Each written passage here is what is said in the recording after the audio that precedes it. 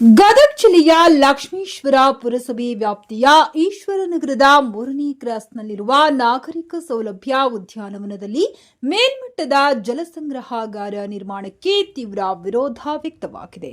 Ward number 16ರ ಈ ಉದ್ಯಾನವನವೇ ಈಶ್ವರನಗರ, ಲಕ್ಷ್ಮೀನಗರ ಹಾಗೂ ಅಗ್ನಿಸೋಮೇಶ್ವರನಗರ ನಿವಾಸಿಗಳಿಗಿರುವ ಏಕೈಕ ಉದ್ಯಾನವನವಾಗಿದ್ದು, ನಿವಾಸಿಗಳ ಗಮನಕ್ಕೆ ತರದೆ ಉದ್ಯಾನವನದ ಮಧ್ಯೆ ಜಲಸಂಗ್ರಹಾಗಾರ ನಿರ್ಮಿಸುತ್ತಿರುವುದು ಅನ್ಯಾಯವೆಂದು ಈಶ್ವರನಗರದ ಸಮಸ್ತ ನಾಗರಿಕರು ಆಕ್ರೋಶ ವ್ಯಕ್ತಪಡಿಸಿದ್ದಾರೆ.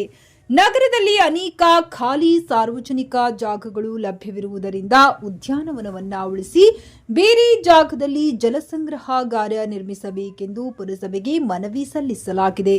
ಈ ಕುರಿತು ನಾಗರಿಕರು ಸಹಿ ಸಂಗ್ರಹಿಸಿ ಪುರಸಭೆ ಹಾಗೂ ಜಿಲ್ಲಾಡಳಿತಕ್ಕೆ ದೂರು ನೀಡಿದ್ದಾರೆ.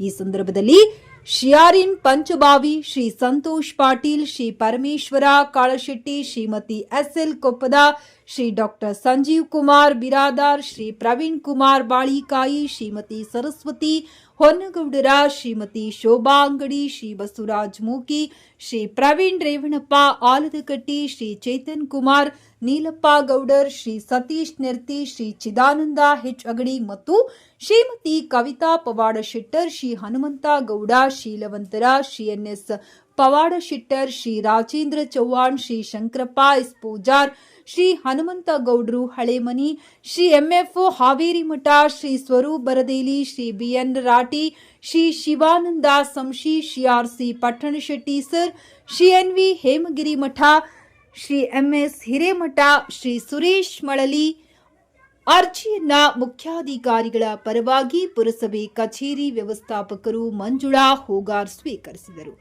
ವರದಿ ಅಲ್ತಾಫ್ ಹುಸೇನ್ ಹವಾಲ್ದಾರ್, ನಮ್ಮ ನವ ಕರ್ನಾಟಕ.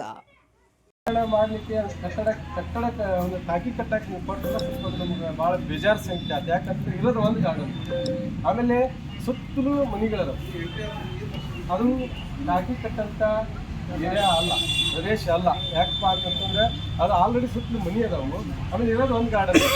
ಇವತ್ತು ತಮ್ಮ ಮೂಲಕ ನಮ್ಮ ಆಡಳಿತ ಅಧಿಕಾರಿ ಅದು ಎ ಸಿ ಸಾಹೇಬರಿಗೆ ಆಗಿರ್ಬೋದು, ಡಿ ಸಿ ಸಾಹೇಬರಿಗೆ ಆಗಿರ್ಬೋದು, ಮುಂದೆ ಏನೇ ಆಫೀಸರ್ ಸಾಹೇಬರಿಗೆ ಆಗಿರ್ಬೋದು, ನಾವು ಈ ಮನವಿ ಮಾಡ್ಕೊತೀವಿ. ಏನಪ್ಪ ಅಂದ್ರೆ ಅಲ್ಲಿ ಏನು ಟಾಕಿ ಕಟ್ಟಾಕತ್ತಿರಲ್ಲ, ಅದನ್ನು ನೀವು ರದ್ದುಪಡಿಸಿ, ಆ ಸ್ಥಳವನ್ನು ರದ್ದುಪಡಿಸಿ, ನೀವು ಬೇರೆ ಒಂದು ಅಲ್ಲಿಂದ ಎತ್ತರವಾದ ಪ್ರದೇಶಗಳನ್ನು ಅನೇಕ ಸಿಗ್ತಾವೆ, ಅದನ್ನು ಪರಿಶೀಲನೆ ಮಾಡಿ ಅಲ್ಲಿ ನೀವು ಒಂದು ಟಾಕಿ ಕಟ್ಟುವಂಥ ವ್ಯವಸ್ಥೆ ಮಾಡಿ ಅಂತಂದು ಎಲ್ಲ ನಮ್ಮ ನಾಗರಿಕರು ನಾವು ನಿಮ್ಮಲ್ಲಿ ಮನವಿ ಮಾಡ್ತೀವಿ.